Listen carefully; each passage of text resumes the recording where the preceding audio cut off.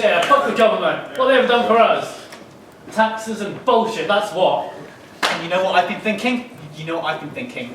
Fuck the police! Yeah, fuck the police. They don't know what it's like. They don't know what it's like to be us. You know what? Fuck the monarchy. Yeah, fuck the monarchy. Especially the Queen, she's kind of fit. Sean? Yeah? Sean? Yes, Ben? It's a bit weird, Sean. Is it though? Yeah, just a little bit.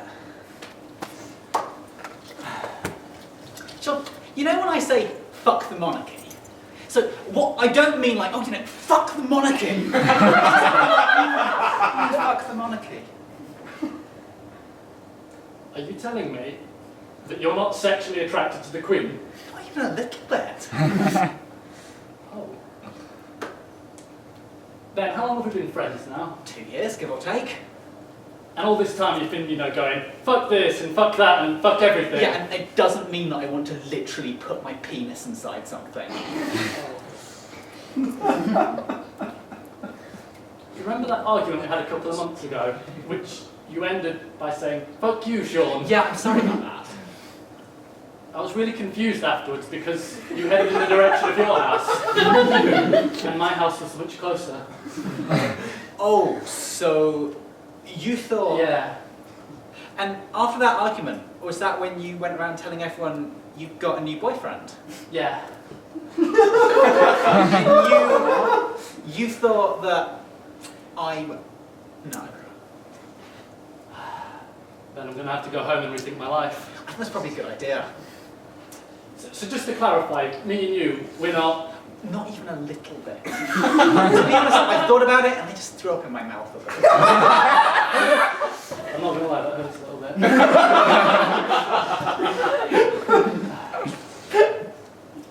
What this does mean, though, What?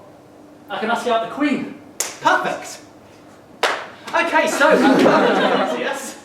That was When Is a Fuck Not a Fuck, which was written by one of our alumni members, James Bloomfield, and directed by me and Sean, and starred, believe it or not, me and Sean. I have no idea what's happening next.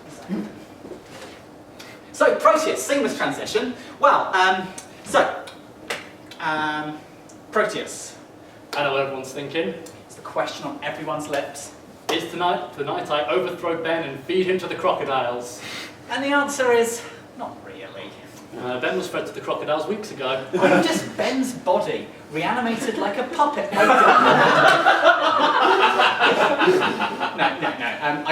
Honestly, I have a running bet with a previous Proteus manager that I will not mention Satan once during the hosting. Oh shit. Right. So we've had a lot of good fun here with my run at Proteus, but all good things must come to an end. No.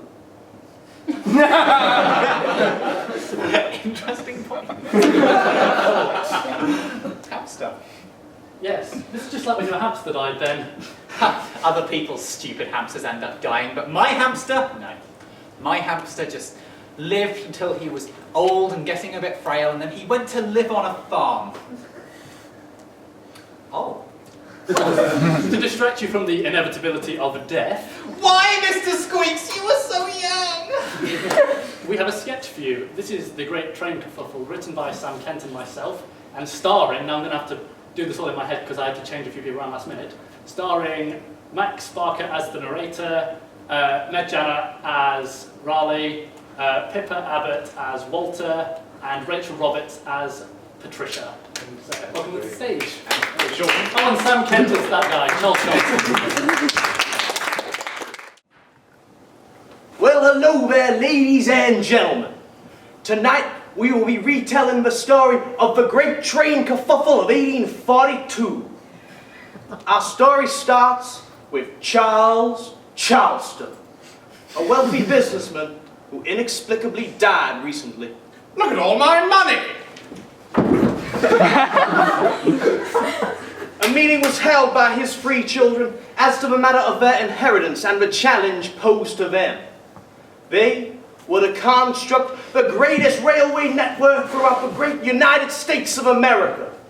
They were to unite glorious cities and miscellaneous sheds alike via the wonders of the locomotive.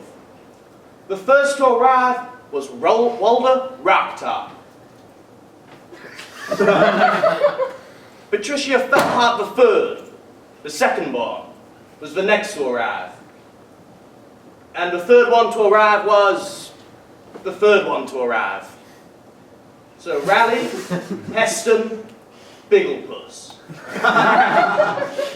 Let us now watch as 5 years on from their father's tragic and, quite frankly, mysterious passing, as they decide who has finally won the inheritance once and for all. I think it's pretty obvious that I, Walter, shall be inheriting the fortune. Like fuck you are? Your trains are shit. Water's trains are inferior in almost every way. How are they? Water. They're full of water.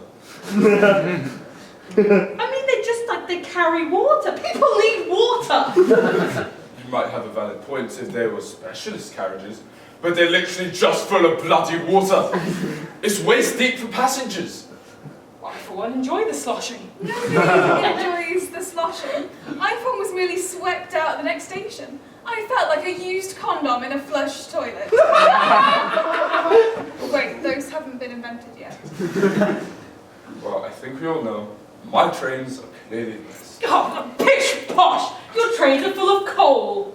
Yes, they told me I couldn't do it. They told me I was mad to try and move truck coal across the country to places that needed cheap and efficient transport. But look at me now. Rather, you are mad. Yes, I had to be to move the coal. Weren't you listening? Your passengers don't even have seats. Yes, they do. They're just made of coal. Who in their right mind would want to sit on a seat made of coal? Better than your train system. I agree with him there. Well, fuck you both with your fancy hats and fake moustaches. My train's most useful here. They transport the most vital resource man has ever discovered. And people too. Your trains are always on flames. So, And you insist people use your fire-ridden carriages instead of our safe ones.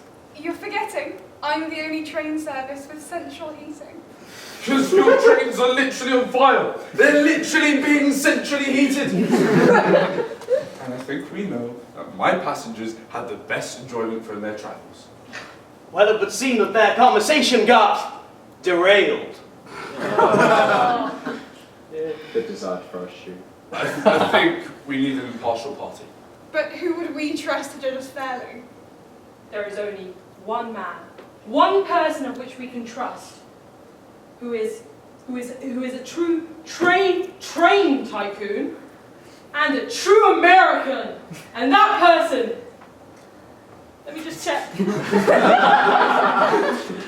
the president of the United Trains.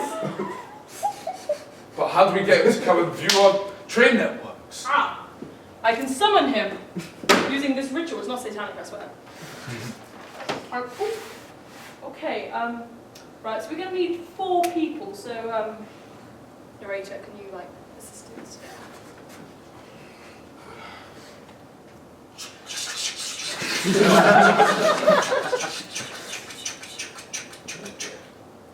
Oh, right, shit. I'm playing the president as well.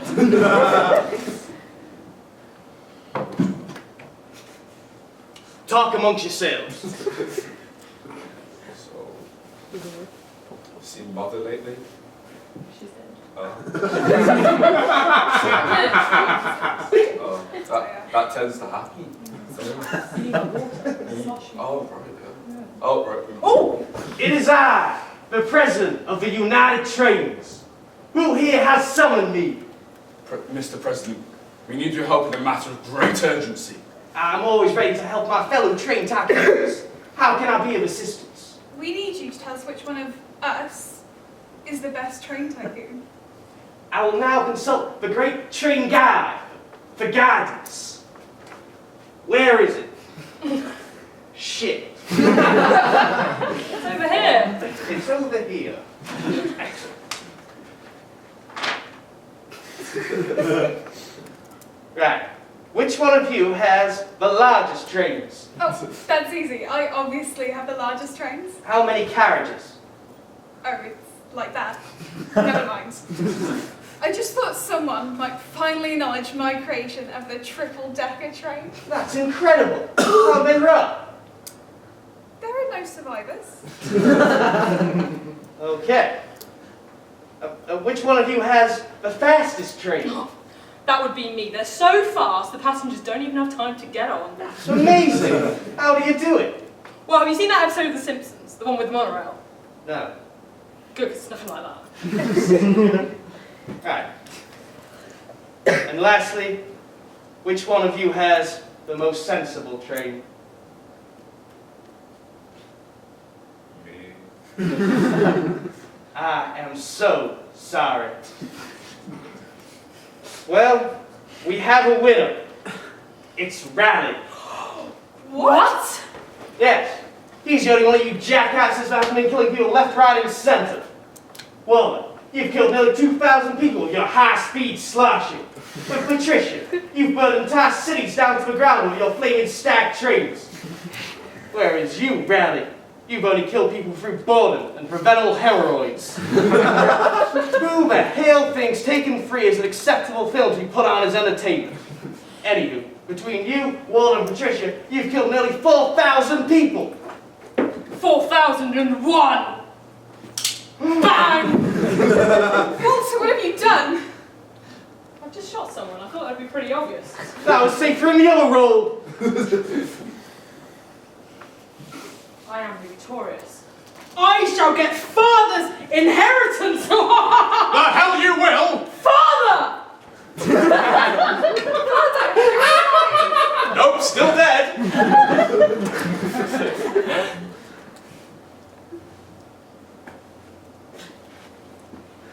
Thank the Lord. Brother, there's a hole in that. The bullet's gone straight through. Ah, so then. I've done it. I've inherited a fortune. Wait a minute. Isn't inexplicable death syndrome hereditary? It's fine. That doesn't really... And that, ladies and gentlemen, is the story of Charles Charleston Fortune. Good night, everyone, and God bless America. Okay, can you see by the dawn's light?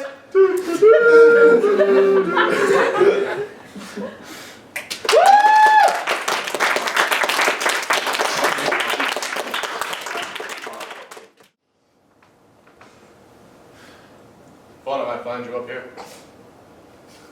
I thought you were stationed uptown. No. Besides, I thought you could use a friend. I can't do it anymore, Jim. You think you're helping people, but you're not. They don't care. The city's filled with filth. Yeah, but we don't do it for them. I did. But they don't care. They don't even say thank you. You know, I thought about quitting once. Who, you? Yeah. Me. Bound to cross your mind eventually. After all the crap you take. But then why? Why stay? Because someone's got to do it. And besides, if I left, then it'd just be one more sucker needing help who isn't contributing. That's not the only reason. What is it then? It's just... I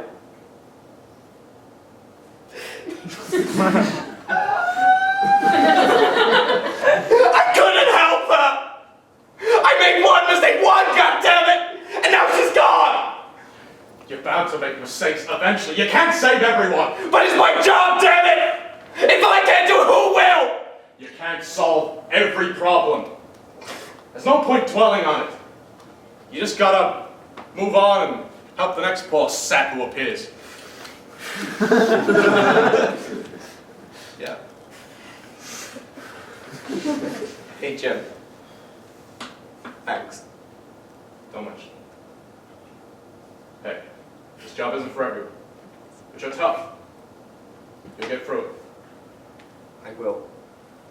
See you around, kid.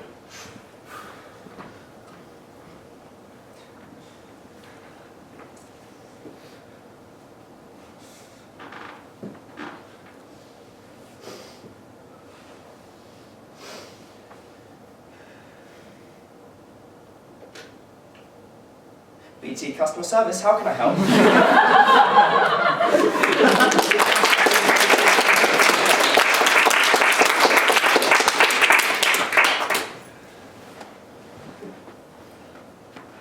Next sketch is a experimentalist piece. It's written by Ben Crome, directed by Ben Crome, and stars Ben Crome. It's a Ben Crome production in conjunction with Proteus, and it's just called Loss Hamster. Okay, so here it is. Why? God, why? Why? You're such a fluffy belly. Okay, right, now we're back. So,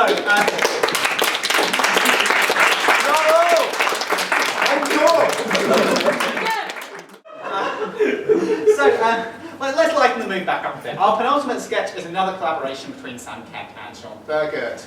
Yes, for anyone who hasn't written Proteus before, this might help, probably not. It's all about the sort of creative process, you know, the writing, the writer's block, the screaming into the void, the creative process. The creative process, funnily enough, is the title of this next sketch. It's almost like we planned these. The next sketch is The Creative Process, which is directed by Elise Pratt and starring Ben Albrecht and Sean Thurgood.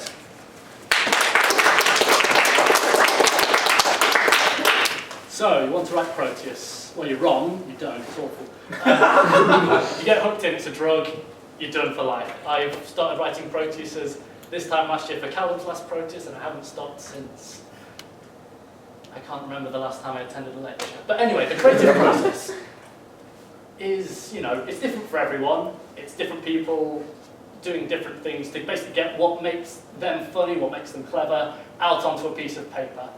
Now, monologues are really boring for the type of stuff we do here at Proteus. I can already see people falling asleep in the audience when I'm just talking this, so I'm going to create another person out of thin air. Hello, I'll do whatever you want me to. Damn right you will. Wait, I didn't mean... Never mind. You see, this is my favourite sort of sketch to write. You have two people exchanging social commentary and this sort of excellent banter. Oh, Archbishop of Banterbury. Then we cut that line, it's really not funny. Welcome to Proteus.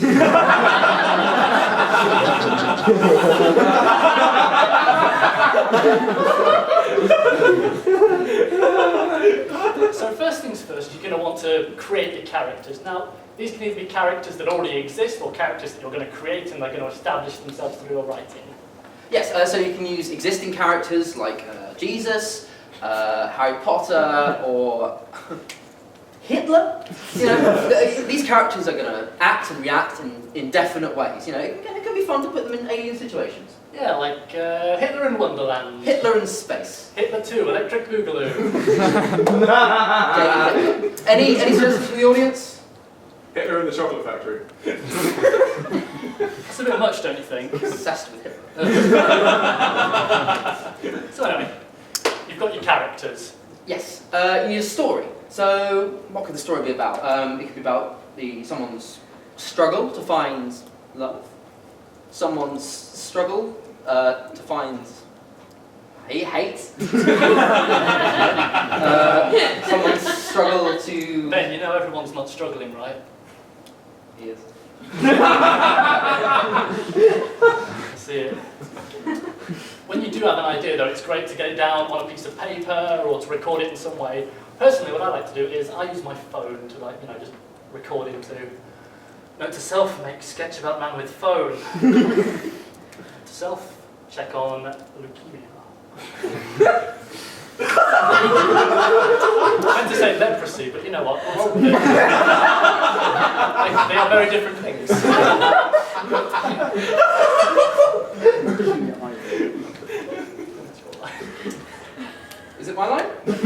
God, I hope so. Right, so now you've got your characters, you really want to work on your story if you haven't already. So you want a story, so a funny story, usually comes from, mismatched situation. Things, not quite going to plan. Yeah, like a serial killer who's afraid of blood. An alcoholic priest. Or a writer who's satisfied with his own work professionally.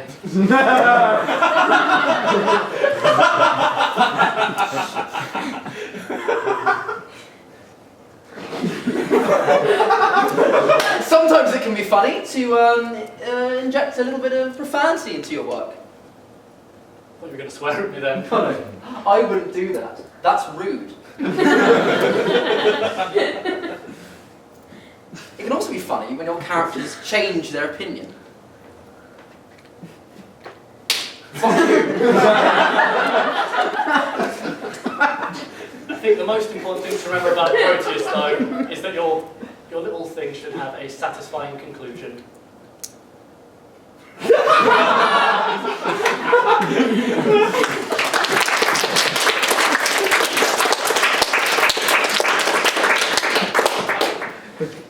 So, it's been a whole year in charge of the good ship Proteus, taking her out into uncharted waters, looking for icebergs off the starboard bow, wrestling Somali pirates.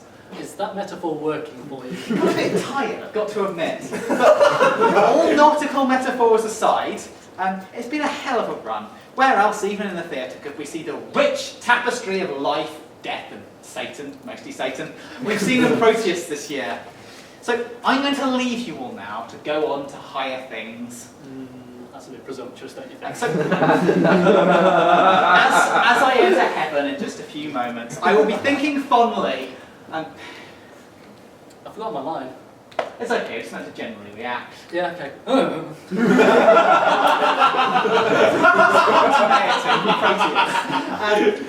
just about to clear off the sketch and get ready to play God in our final sketch of this evening. Much like I've been playing God as Proteus manager all year. Humour! Yes, lines. So, go on, start off. This final sketch of this evening is patch notes written by Ben Crone, but with ideas and contributions from a whole variety of Proteus writers, including Pippa, Evo, Ben. But Ask him about his weird nipple hair. Ask Ben about his weird nipple hair. Okay. Seriously, please ask him. Ask him if it was okay to include this bit. He said yes. What about your weird nipple hair? Oh, am I supposed to tell an anecdote now? Yeah. I'm interested now, I don't know. It says it in here, but I think everyone's wondering, so you might as well. Oh, I have the floor. Show and tell. It's not that interesting an anecdote. When I was around 17, I asked all of my friends sequentially, like, what you were supposed to do about nipple hair, because I had a lot. And I was like, are you supposed to, like, shave it all off?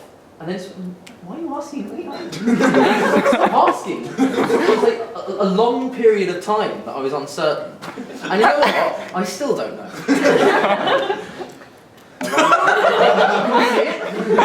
I mean, No. off camera, maybe. So, the final sketch of tonight is directed by Rory Booth and stars Ben Crome as God, Danny Brewer as Gabriel, Ben Albert as Raphael, and Rory Booth as Michael. Hey. A few words before this sketch starts, and a fond farewell from me as a Proteus manager. Sean here is going to make a fantastic successor, and so if you have any questions, qualms, concerns, requests, or want to sign up for the next Proteus after tonight, just talk to him. I'm out of here, suckers. We just have to remember that while some things, like my hamster, may die, they die so that other things may live, like the awful stench of death that lived in the carpet for 6 months until we moved house. On that note, let's do a sketch.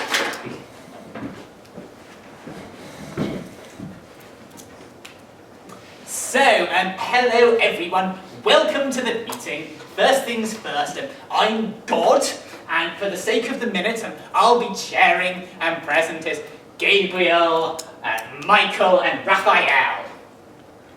So, it's been about, 2 2 million years since the prototypes went out for testing, and my inbox has been overflowing with feedback about humans. So, bugs, missing features, ideas, requests. We're going to sort through some of the most popular versions and put them into Humanity version 1.4.9.2. Now, we've all been taking a lot of prayers lately, but I think that the most popular request... Hang on a minute. That phone is about to ring. Divine omniscience. I better get it, you guys. It's Satan. Oh God, how's it going? He wants half of the earth and visitation rights to heaven on Thursdays. I'm getting really screwed here. I've had to invent lawyers just to have a chance with this one. Hello? No, Luce, it's not a good time. What? What do you mean you want to send humans to hell? I didn't design it for that. Poor guy. Satan's going to rake him over the coals, to tell you that. I must say, I do miss Lucy. His unprovoked maniacal cackling for his life of the place. His little jokes and his full-body snake outfit. Right, well, since God's not here, let's talk about anuses. I hear a lot of them are, people downstairs are very unhappy about how, we put the pleasure centre for men up in the, it's like... I told you guys not to put the playground next to the sewage pit. This was discussed when we voted. Are you guys banging on about anuses again? I told you once, I told you 100 times. I had a perfectly good reason for putting it up there. And it's not like you guys have... Yeah, sorry, Luce, just talking to the lads about anuses. Can we really get back on track? I've been having a lot of thoughts about tonsils. Let's talk about something really important. Nipples! Right! What are they for? No one knows! They're just sort of useless at this point. They don't even lactate. Male nipples, that is. If you remember, lactation was in my original design plans at the very first meeting. But no. I suggest that we get rid of them. Replace them with something else. Anuses.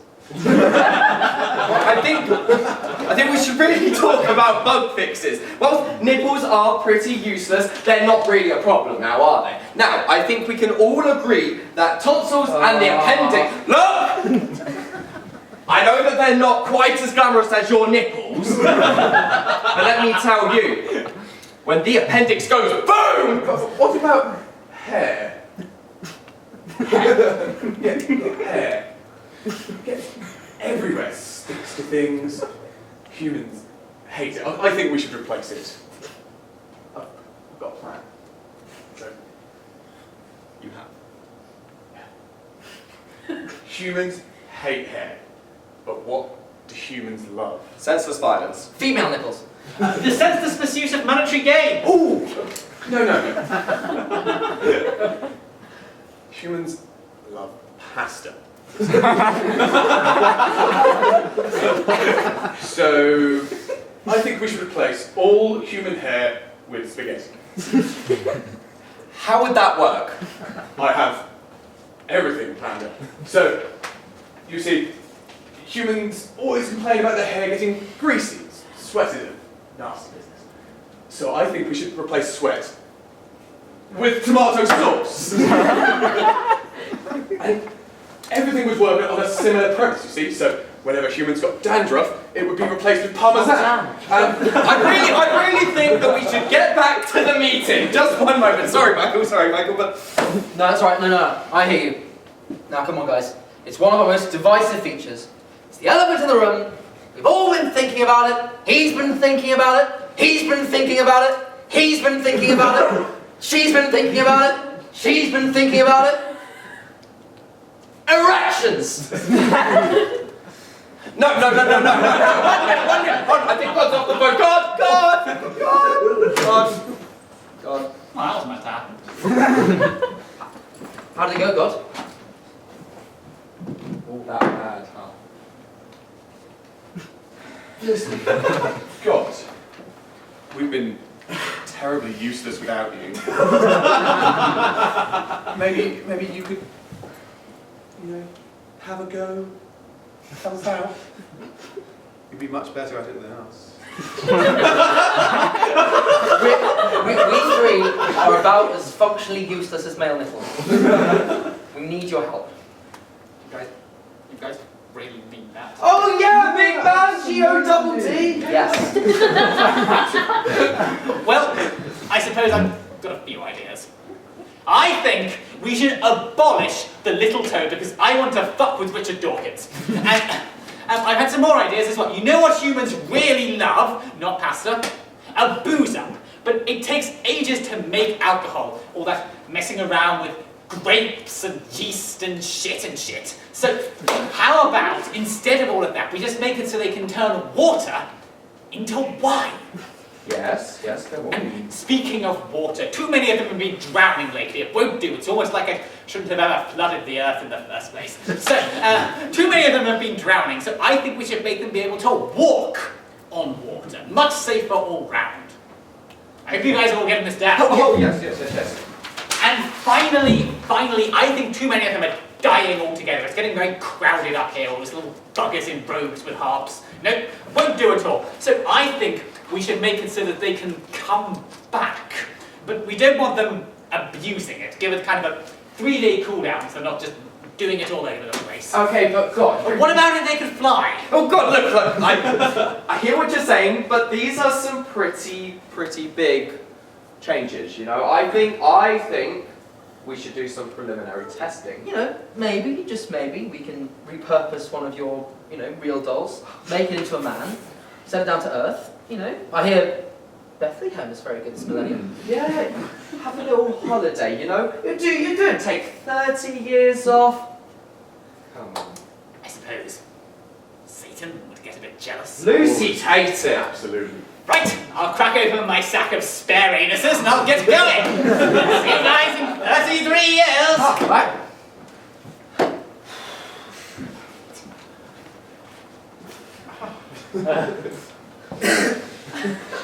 How did it go? I don't want to talk about it.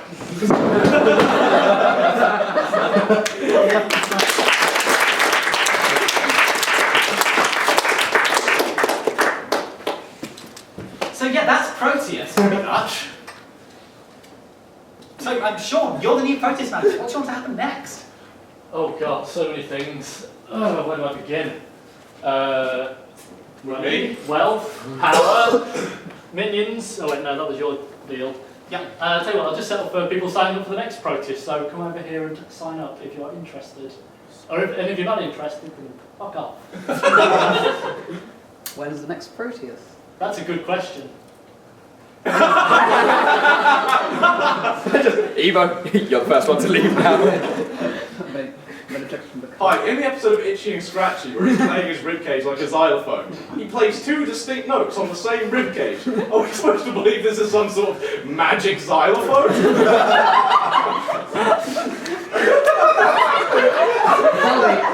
Tell me, why is a fully grown man spending all his spare time watching cartoons? I retract my question. Rory, Round of applause for everyone involved in the Proteus. Sean, will you now grow a Ben Crone style beard in ceremonial dedication to your erstwhile I'm actually colleague? planning on just removing his head and wearing it like a mask. Fully support them. But anyway, in answer to Evo's original question, the next Proteus will probably be the first week after the Easter holidays. Cool. Okay.